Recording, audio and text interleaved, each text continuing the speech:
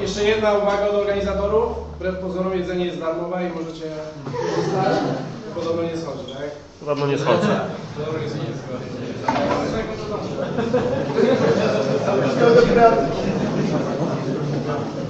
Dobra, chyba zaczniemy. Mała uwaga, ja przygotowałem tę prezentację po angielsku, bo wydaje mi się, że generalnie rozmawianie o tematach technologicznych, nawet mówiąc po polsku, mówimy 50% po angielsku, więc mamy jakieś konstrukcje, które są co najmniej śmieszne. Do tego komuś przeszkadza, że to będzie po angielsku? Nie? No. Okay, so this has been your app session. I was for a pretty long period of time I was thinking about doing a presentation about doing this extra step, building your app. How many of you guys have been building apps actively? Thanks. Android? iPhone? Okay. So this is about basically taking your app, which works, which does what it needs to do, and taking that extra step that makes it recognizable by bloggers, that that generates that more revenue for you, or people like it more, or just making it a bit more polished. As a matter of fact, we are Polish.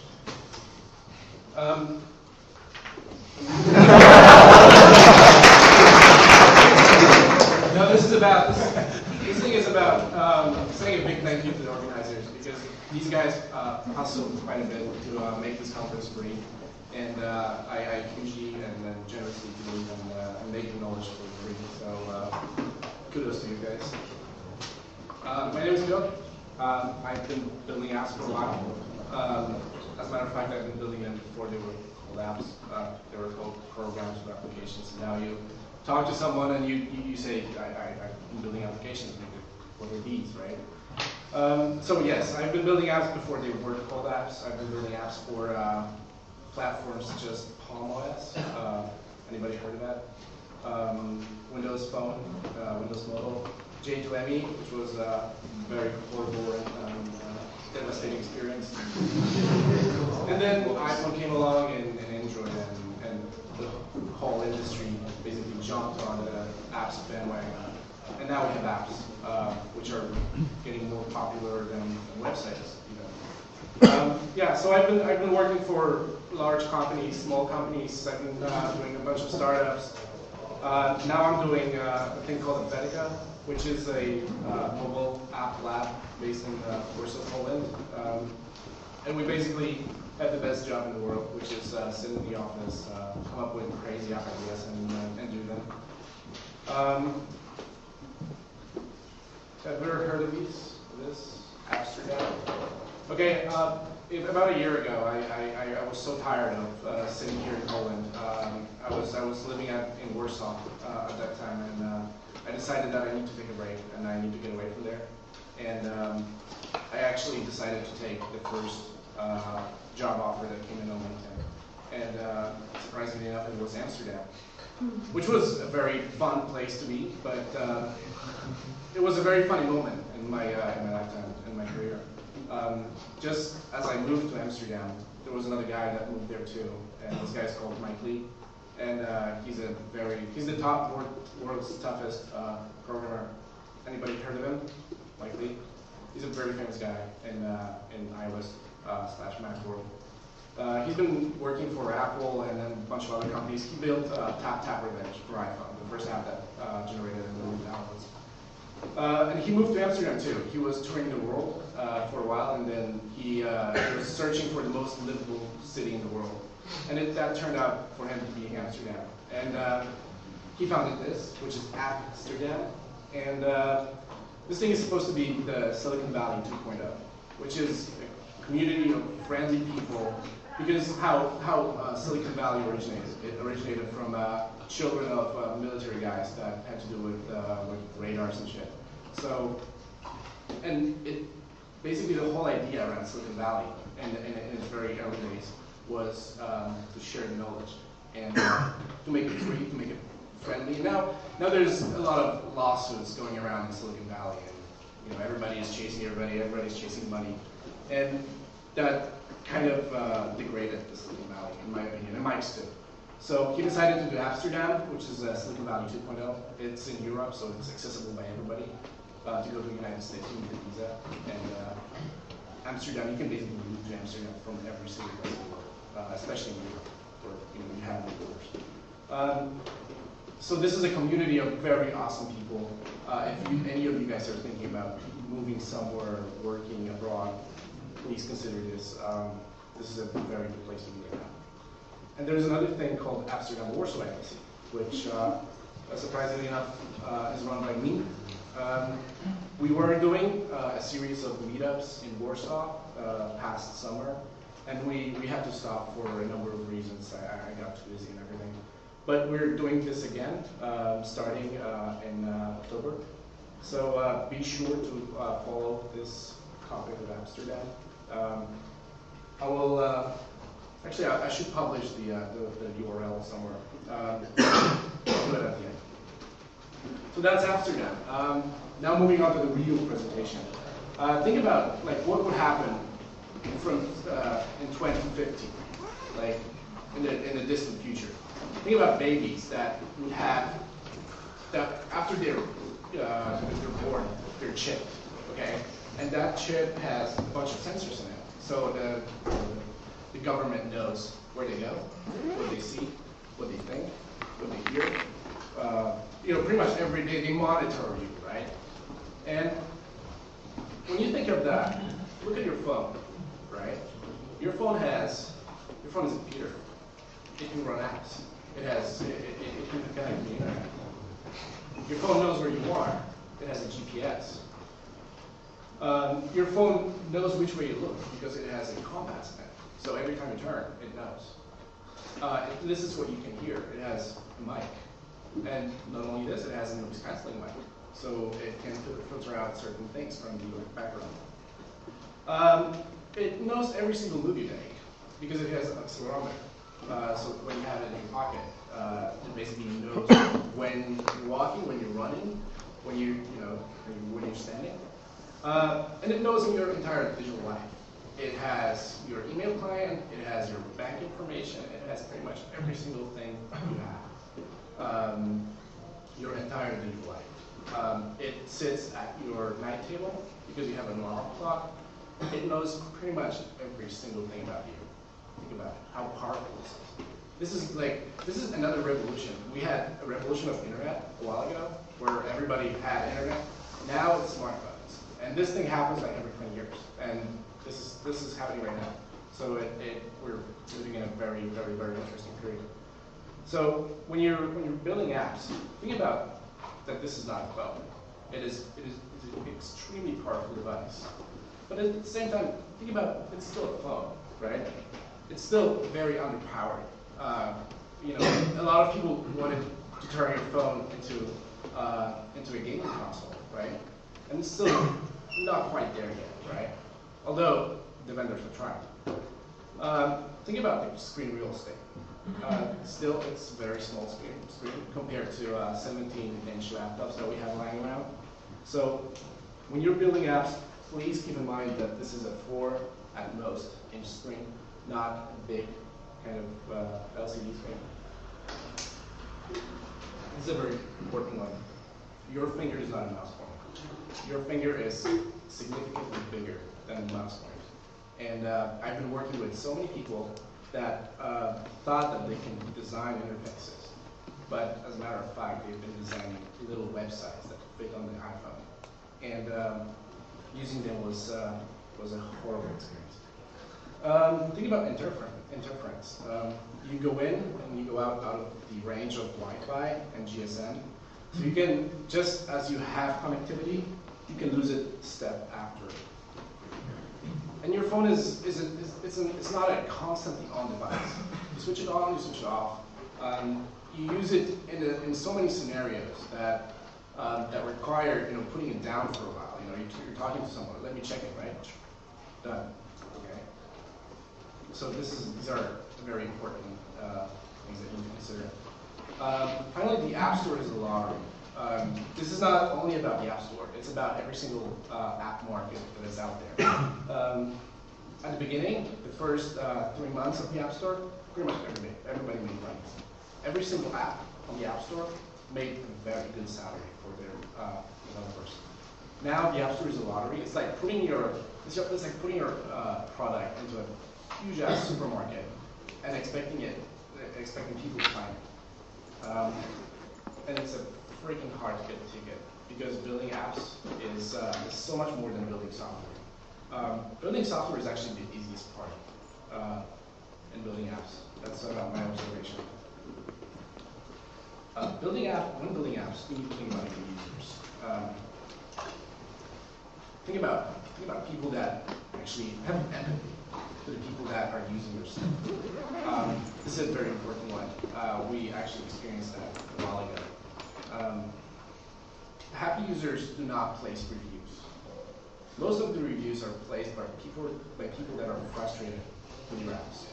And you might have like 100 very happy users, but there are going to be 5 freaking idiots that don't know how to use your app, don't read tutorials, anything, and they do like 1-star review, and your app ends up very low in search results, or have like 1-star rating. So think about that.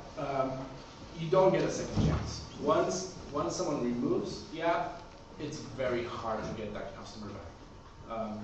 You really need to be a miracle to get that. And unless your app is freemium, which I'm going to talk about later, they paid up front.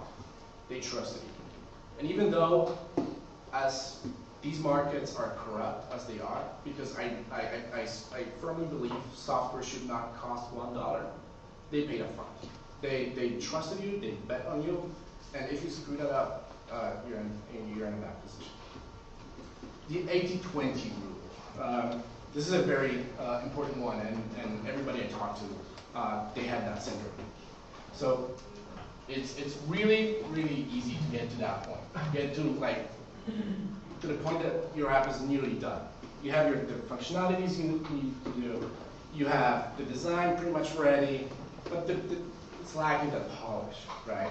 And it could, most of the people would be happy with it, but still, it's not quite there yet. And the last 20% of the project is the worst part. You've seen those screens so many times that you're just sick of it.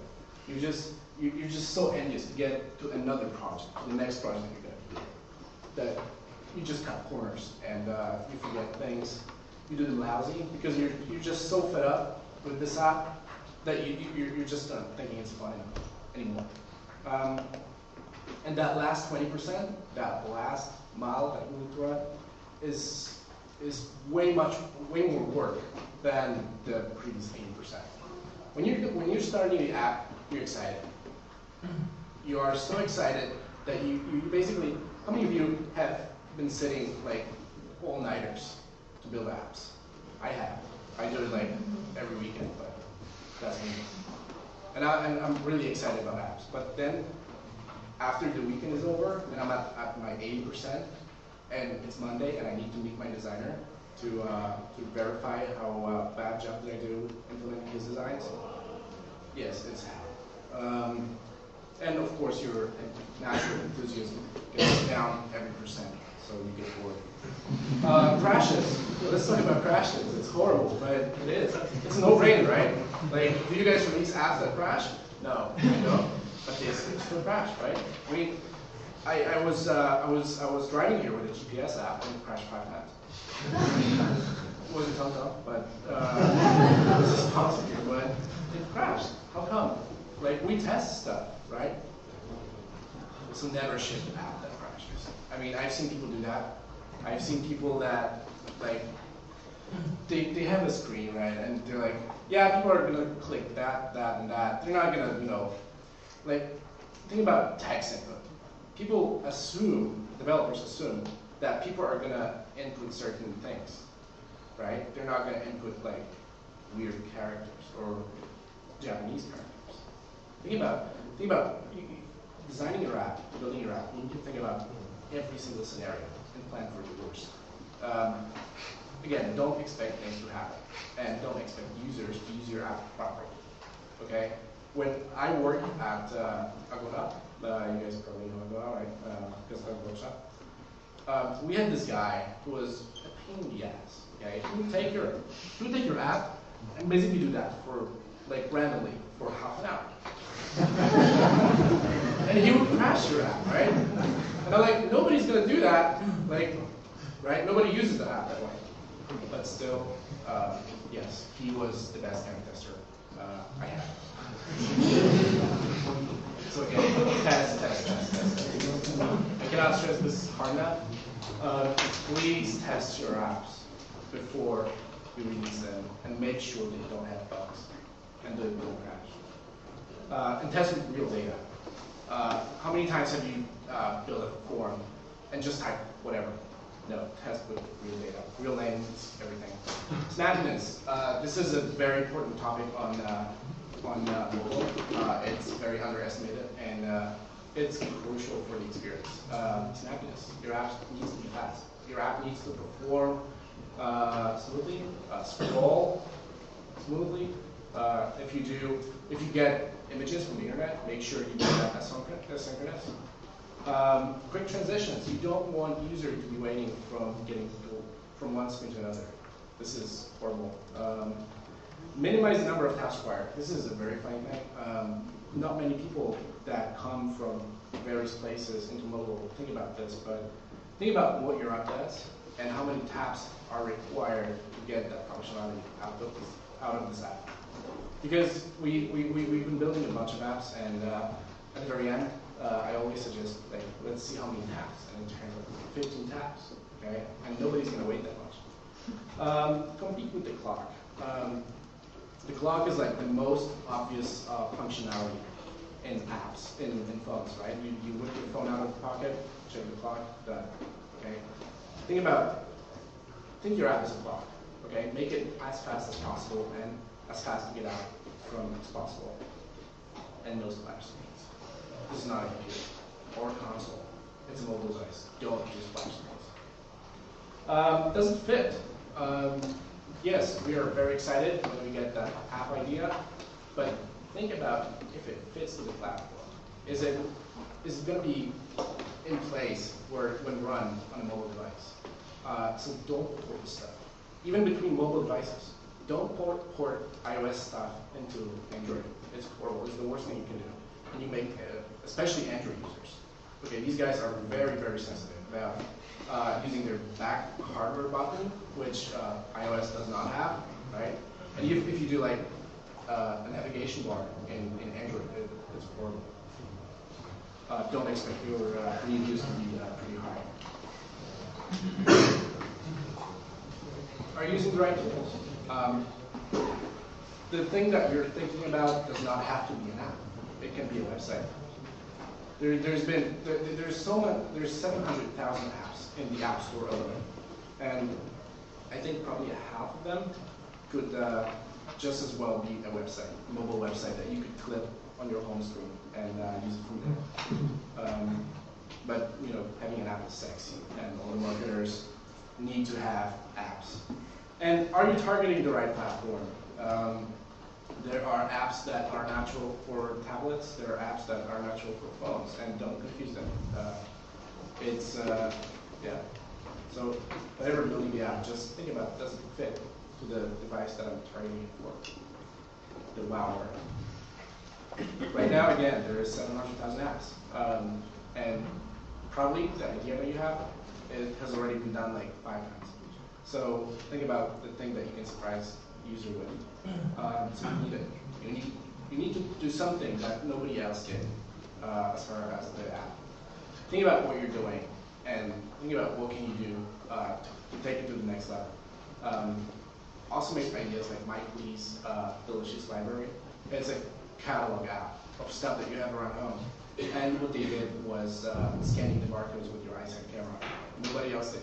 And basically, cataloging, you could catalog your middle water just by doing this. That's it. Instead of typing everything. We built a photo booth app for iPad, and we built photo recognition, so you don't even have to tap. It basically recognizes your face, and when you smile at the camera, it takes pictures. So it's this kind of thing. It's this kind of like sexy little thing that people, when they notice it, they're like, yeah, good job. Okay. Think about the user. Think about what can you surprise user with. Think about this little gadget that is going to surprise users. And beware, don't show up. This is not a competition. You are building apps for users, not other programmers. And you can do, you can solve the most complex software problems, but you're still targeting for the users. So think about what can surprise users and do that. Don't show up. Permissions, guys.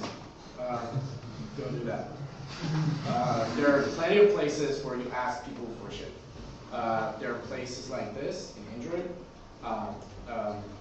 Mac OS App Store. You also have to ask for permissions. In iOS, very soon you will have to ask for permissions too.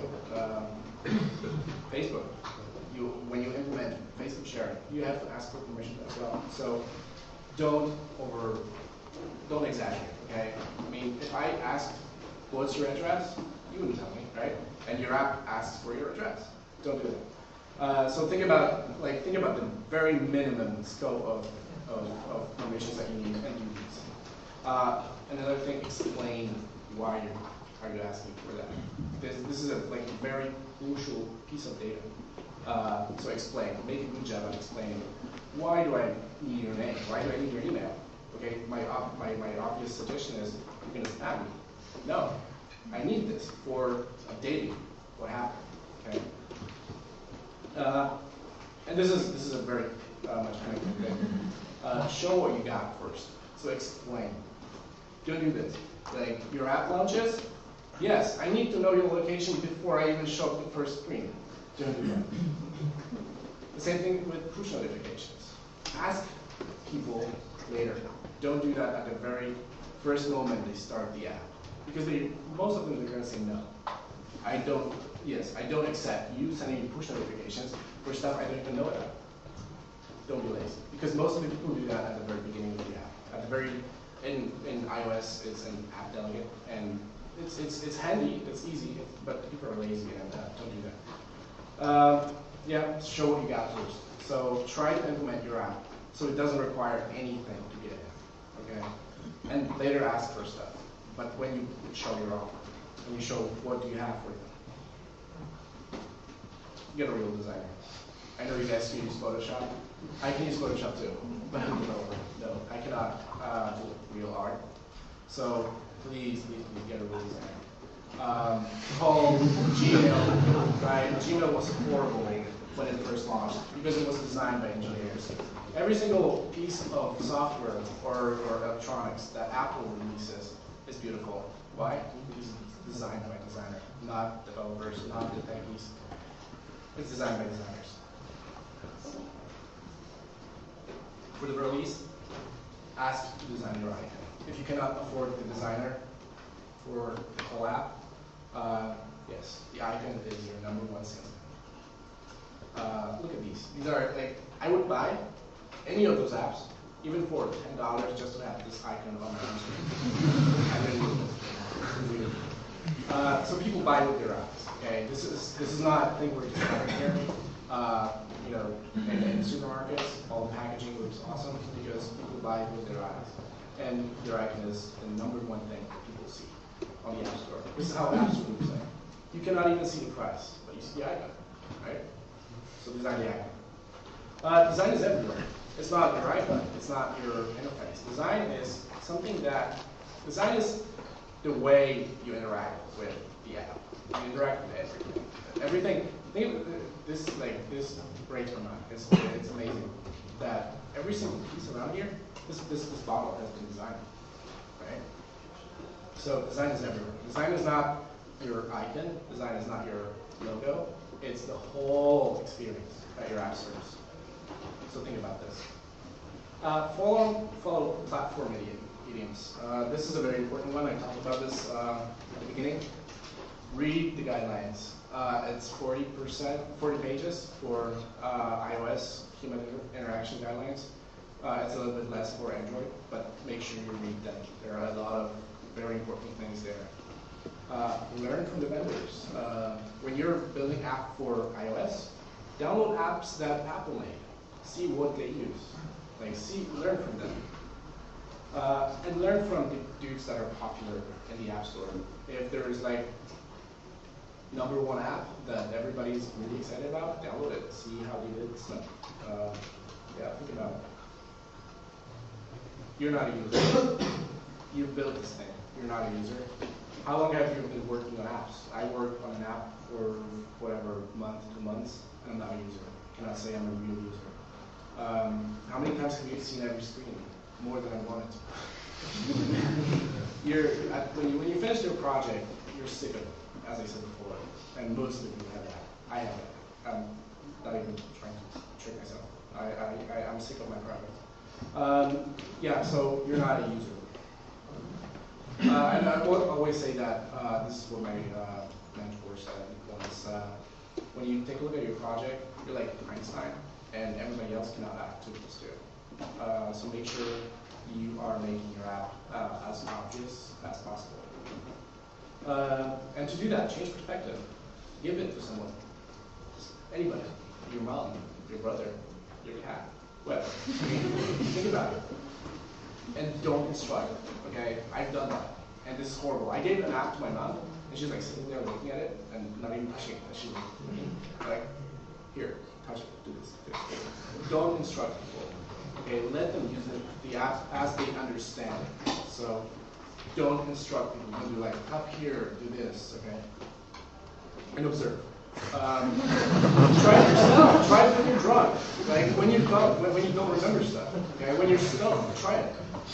I'm sure it's not going to make as much sense as it did when you And this is a very famous quote. I cannot remember the credit, but when you're not embarrassed when you're launching something or showing it at least to someone, that means that you've worked on it way too long. So release fast and physically release things fast. Less is more. This is what Joni Ive says. Minimalism. Great products start as features. Instagram. It's been sold by for $1 billion. And this is like filters. I mean, everybody can add filters, right? It's not rocket science, but they did one thing right, and they won. And that's what you need to do. Do one thing right, and then everything else will come. And you can always add features, but make sure you do that one feature right. Yeah, instead of doing 5 features, do 1, do 2. But make sure they work as they are supposed to, and they work as they are intended to. Again, don't show up. Adding features is not a good way to make it better. Removing features, on the other hand, is the best way to make a great app. If you have way too many features, you cannot really decide what's your app. Okay, you cannot really. It just doesn't make sense, right? Empty screens. Okay, when you launch the app at the very beginning, you have an empty screen, right? It does not have any content with it. I mean, at least if it's a game, then fine. But when you're doing a to-do app, if you're doing an email client, at the very beginning, when you start the app, there's nothing there. So design for the empty screen. Make sure that empty screen looks at least attractive, because this is your number two salesman. This is what people see after they click on your very sexy icon. Just do anything. If you have no idea what to do, what to cover that huge empty space with, do a graphic, funny little graphic, or a piece of help from tutorial, or a quote. How many of you guys know that? This is a very cool to-do app. It's been extremely popular on the App Store. But when you launch it, you don't have those to-dos. What did they do? They do both help and quotes. It works. It covers that empty space. Yeah, your app never quits. When any of these happen, when your phone rings, when enemy notification arrives, right? When some other app sends a user notification, your app is probably going to get sent to the background. When you get a text message, when user's battery runs out, or finally when just person needs to get out, your app never quits. So make sure that you persist the data, and make sure that when a person gets back from, for example, a phone call, they get back to the very same screen that they left from. Something else. Don't get me started on that. It's horrible. Don't do these. Never. Make sure that you're not locking out the whole interface. Make sure that at least a part of it is responsive. Because say you have a main screen with a menu, and you go into the detail screen.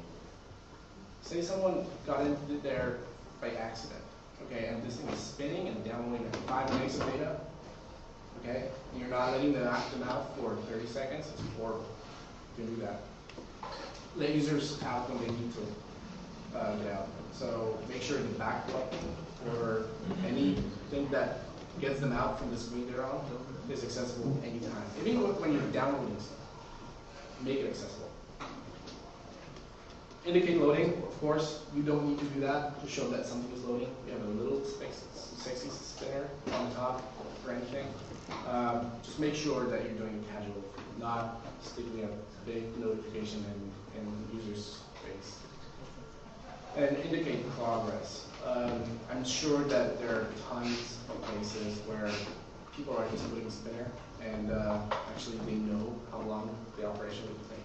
So whenever you know how long something is going to get downloaded, just make sure you present that. Asynchronous everything. Yes, mobile apps are that kind of software that needs to be extremely responsive, and make sure that you're doing every single thing asynchronously. Write the disk asynchronously, download stuff asynchronously, and never look up the main thread. The main thread is responsible for drawing stuff or presenting UI. So don't lock it up with unnecessary stuff. Yes, responsive design is extremely important. So yes, never lock it up. Animations. I'm big on this. I love animations. They are very often neglected. When you have a very tight deadline that is approaching, the first thing you get rid of is animations. Don't do that. Animation makes stuff obvious. They are eye candy. An app that does animations is way more attractive to users than the one that doesn't. It's super easy with core animation. I know it looks scary and it's very under-documented, but when you read the book, at least one, for core animation, you are going to be delighted with the way it works. And yes, it makes stuff obvious. So if you have a form that refreshes, make sure that the things that you add there, the whole thing that just doesn't refresh, make sure you add it with animation, so the person knows what has been added, not just reload the whole thing like the AI. Localization. Make sure this guy can read your app. It's a very personal touch towards users. I'm sure, yes, we use English, we talk in English and describe our apps in English, but yes, if you have a little bit of money, just make sure you translate your app to pretty much most of the major app markets, which is German, French, obviously English, Chinese, Japanese, any of these. Spanish, sure. Make sure that the translation does not sound ridiculous.